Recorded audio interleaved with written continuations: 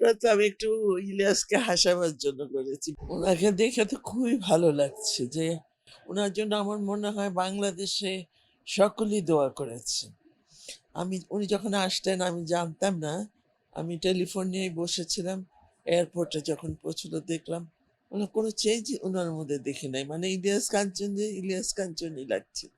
হয় না যে এত বড় একটা অপারেশন কি জানি কি চেহারা-টেহারা হয়তো চেঞ্জ হবে বা কিচ্ছু না। দেখে খুব ভালো লাগলো তখন। যাক হিরো যে হিরোই লা লেগেছে আমার কাছে।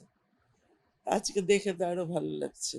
আর এত শর্ট টাইমের জন্য আসছে ১২ তারিখে চলে আল্লাহর কাছে দোয়া করি এটাই যে এবার যে চেক আপে যাতে যাচ্ছে চেক আপটা যাতে তার সম্পূর্ণ সুস্থ রেজাল্ট আসে আর ভালোভাবে আবার ফিরে আসুক দেশে।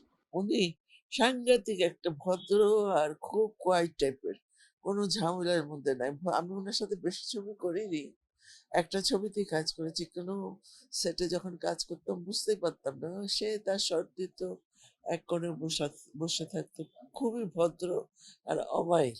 এটা তো একটা আ মনে করি যে এক্সট্রা একটা তার পাওয়ার এটা। এটা সবার মধ্যে নাই।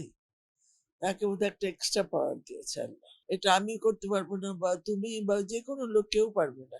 এটার জন্য আল্লাহ একটা স্পেশাল লোকই পাঠায় আরকি এসব কাজের জন্য। তো উনাকেই পাঠিয়েছেন বাংলাদেশে আমাদের। বলার এইটাই যে উনি যাচ্ছেন ১২ তারিখে চেকআপের জন্য।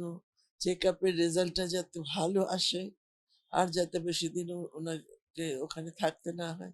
উনি আবার ভালোভাবে দেশে ফিরে আসুন। এরকম লোক তো কম পাওয়া যায়। ওটা তো আমি একটু ইলিয়াসকে হাসাবার জন্য করেছি। বিকজ সে বলতেছে আমার বয়স 72 আমি বলছি, কে বলছে 72? 27 যাতে একটু অ্যাটমসফিয়ারটা একটু হাসলো। ইলিয়াস নিজেও হাসলো ভাল লাগলো। তো এইটাই এর জন্য আরকি একটু আমিও তো নিজেরে বলি যে আমার বয়স এই। ভাল লাগে। খালি অসুখ নিয়ে বসে থাকলে তো একদম ডিপ্রেশনে চলে যায় লোক। একটু হাসানো উচিত। তাই আমি একটু হাসালাম।